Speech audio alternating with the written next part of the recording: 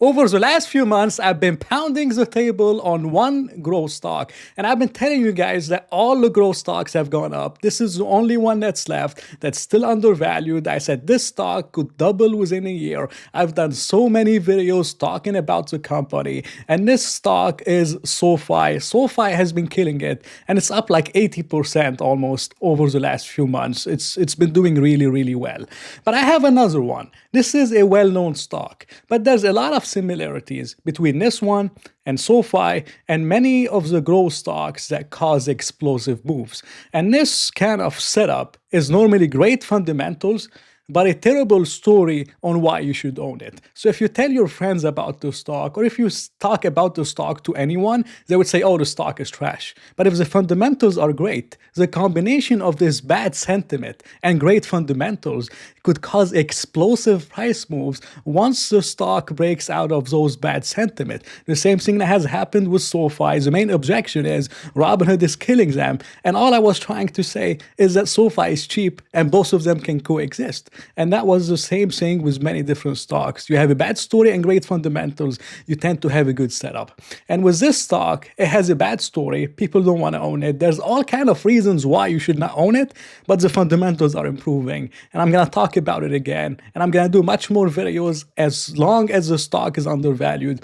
So I really hope you enjoy it as always. And this stock is my only stock that I talk about all the time, but I never really done a deep dive in a while because I always do updates and I tell you guys little things here and there. But I'm gonna break down the whole thesis in one video because I believe the setup is getting too good to ignore. And this one is Hims and Hers Health. The stock is actually down more than 13% over the last 5 days, but it's down, I believe, like 32% as it shows up on Yahoo Finance. Now, whenever you see Hims and Hers Health, the first objection you would get is, oh, this is just a website. Anyone can go and create a website, and then you have a competitor to Hims and Hers. Hims and Hers has no moat. This is the first kind of arguments that you hear on the internet. Well, this is partially true, but it's mostly untrue. The main reason for that is because Hims is not just a website. Hims owns a lot of compounding facilities where they compound a lot of those medicine and they customize them just for you. The whole purpose of Hims is not to take a over-the-counter drug for 50 cents and sell it for $1. This is not what Hims does. Hims takes a lot of those drugs and they modify the dosages for them to be fit for you. Just like you have personalized beauty care or personalized styling or whatever, it's personalized subscriptions to help you with your side effects, to help you with your own specific needs. Not something that's available to everyone, but something that's made just for you. Very few companies are doing this. Most of the telehealth companies, they're doing a lot of those things, selling it for $1.50, but not a lot of them have compounding facilities and they have the expertise for them to do that. The second thing that Hims has and other competitors, especially the small caps like LifeMD and others don't have, which I've been talking about, it's mainly their name. So Hims has started out, I believe, in 2014, 2015. They are one of the biggest telehealth companies. Any kind of few $1,000,000, you could start a website. But do you have the money to advertise on the internet, to advertise on the Super Bowl like Hims has? Do you have the brand recognition for people to trust you and have all those reviews as much as Hims has?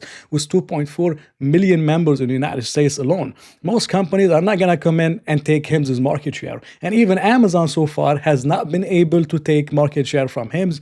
Hims still has 47 market share within their cohort. So the whole thing about Hims being just a website, it's not a website.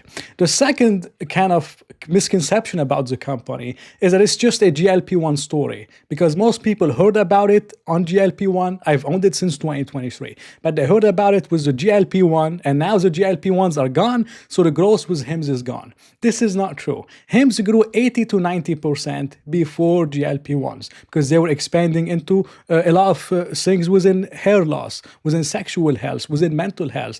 This is 100 million TAM in the United States alone, and now they're taking it globally. Hims does not need those compounded GLP-1s to grow. They grew 90% before those GLP-1s because the TAM in telehealth, healthcare is $1 trillion total addressable market.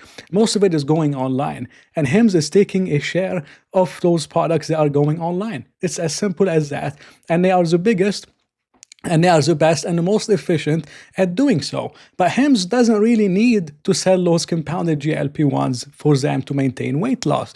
They have many different products, including generic liraglutide. So liraglutide, for example, is available on the Hims platform at $300 a month, much cheaper than other alternatives at $2,000, or even from Eli Lilly's website at $600. You can get the liraglutide for pretty much the same effect at $300 a month. So they have alternatives. They also have the weight loss oral kind of pills, which are $69 a month. So Hims is still in the weight loss game, and they can remain in the weight loss game without having the personalized compounded GLP-1. The third misconception about Hims, it is just the next Teladoc, right? I mean, people look at Teladoc, they see the chart going down. This is a telehealth company. This is a telehealth company. We don't have to do any research. We just believe it's the next Teladoc. We skip the stock at $7. Many people have done that. But if you look at Hims' monthly revenue per subscriber versus Teladoc, Teladoc's monthly revenue per subscriber is $1.37. For Hims, it's $64. There's a big difference, guys, between $64 and $1.40.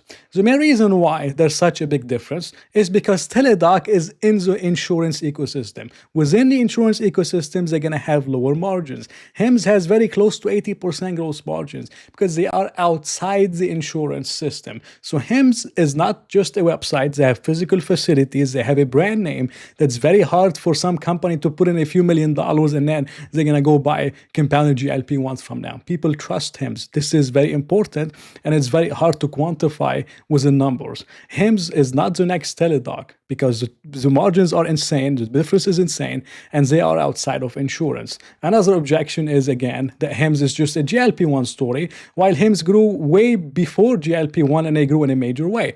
The last one, which people have recently, is that the CEO is selling. So if the CEO is selling, the company is trash. Well, you could have said the same thing at $25 with Hims, and you could have said the same thing at Palantir when it was around $82. And the truth is, Hims' CEO has been selling from $7 per share and $5 and $8. Why? Why do all those CEOs, they keep selling stock and the management team? Because of high stock-based compensation. Most of their compensation is in stock. So if the CEO is selling, it doesn't mean the company is trash. If you did that on every growth stock, you would have missed out on all of them if you sold just because the CEO is selling. They get so much in stock-based compensation, they don't even need to buy. So this is not like the 1970s where you're investing in a factory and then like if the CEO is buying, this is bullish, and if he's selling, this is bearish. Sometimes it does work out, but most of those stock-based compensation stock and the tech stocks, it's not as accurate as you believe it is. Now, if you look at the company's metrics in terms of growth on numbers of subscribers, they grow subscribers at a 52% CAGR from around 600,000 in 2021 to 2.4 million. This is massive, massive growth from Hims and Hers. And by the way, I'm using Fiscal.ai to come up with this website and compare all those metrics. No other company has such capabilities. So if you want to try it out, they give you 2 weeks of free access if you want to use my link down in the description. But the problem with Hims and Hers is that the subscription is not too sticky. So a lot of people, they go into the Hims platform, they get the treatment. After they get the treatment, they're going to be gone. They're not going to remain in the Hims platform forever. But the CEO, he's working on making it a little bit more sticky than it is. And he's doing that through lab testing. So at-home lab testing is going to be huge in terms of personalization. It's going to allow Hims and the patients to connect more. And it's going to be more of a recurring revenue subscription where they get live data about their health and about everything. And if they need something, they will be prescribed within the Hims and Hers platform. So that would make the Hims subscription much more sticky. It would lower churn rate. And when we lower churn rate, we increase members. The leverage over here is going to be insane. So the company is working on a problem that people just go on the Hims platform and they leave. Most of them will be going in, and if they do sign up for the lab testing and they find results, they might pretty much never leave and keep it as one of their subscriptions for their own healthcare needs. And every single person needs that. This is a $300 million TAM in the United States.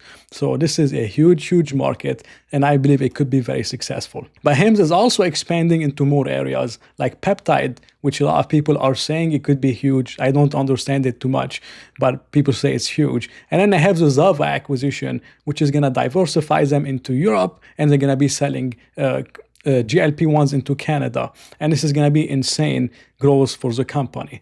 Now, looking at the balance sheet, after everything, the company still has $1 billion in cash, and they can use this $1 billion for them to do acquisitions, to buy back stock, to scale. So they have a lot of flexibility. They're very profitable, good balance sheet, growing members, everything is fine. The company is capturing a huge market, $1 trillion TAM, but the stock is going down, and there's all kind of reasons of why we should not own it. But if you look at the thesis, you look at the fundamentals, you look at the valuation, at the setup, it's getting very, very interesting.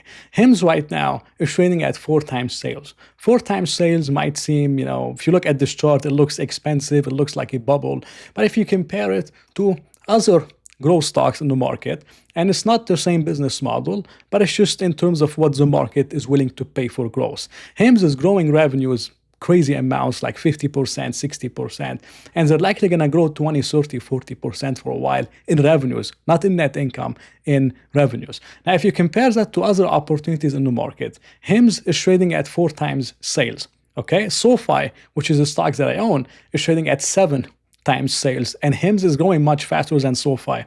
Stock like Duolingo is trading at 13 times sales. A stock like Robinhood, which I also own, is trading at 22 times forward sales. A company like Palantir is trading at 89 times forward sales. So in terms of comparing Hims as a growth company on a sales multiple versus other growth companies in the market, given the balance sheet, given the potential, I think the stock is extremely undervalued on a relative basis.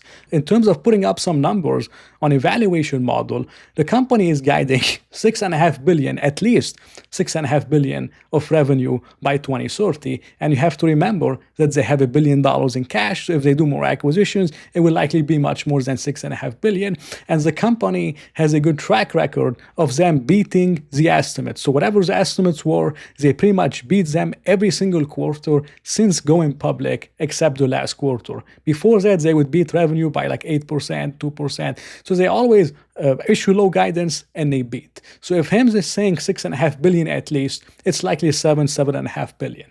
But I'm going to take the $6.5 billion number for my own estimate. And I did show you how Hims is trading at 4 times sales and how it trades relative to the market in general. Now, if Hims becomes profitable, if Hims proves itself as more of a sticky subscription, recurring revenue business model through the lab testing, if peptide becomes a success, it could easily trade at 7, 8, 10 times sales. But this is not something that I'm going to count in my valuation. So all I'm doing here is I'm going to take the $6.5 billion, which is their sales estimate. And I believe, again, with the acquisitions and other things, it could be much, much higher, 7.5, even potentially $8 billion. So we take the 6.5, and I'm going to time it by 5 times sales. I think 5 times sales is a sweet spot on Hims. It would not be too expensive. It would not be too cheap. I think 5 times sales is a fair number. So if we do use 5 times sales, this is a $32.5 billion market cap. The current market cap, guys, is around 10 billion. So this is around a 3x over the next 5 years with a company like Hims that's riding a massive trend, the telehealth trend. All those telehealth things are going on the internet, and Hims is taking a share of that. They have so many call options within peptide and other things. They have one of the veterans from Amazon on their website. They have someone from Robinhood. They're also on the board of directors, and they're making decisions about how to improve the platform. And they have $1 billion in cash, and have a founder CEO that's very innovative. To me, this is one of the best deals in the market. Now, if Hims was able to surprise on the upside, and they discover something, they create some kind of a game-changing product, or they expand in more countries, it could trade at 7, 8, or 10 times sales. And if it does trade at 10 times sales, this is a $65 billion market cap, and the current market cap is 10 billion. So this is like a 5x in 5 years on a company like Hims with $1 billion of cash and a founder CEO, and it's profitable and it's growing. Now, if you look at everything I showed you, in my opinion, the setup is too good to ignore. But then you look at all the objection of Hims is just a website.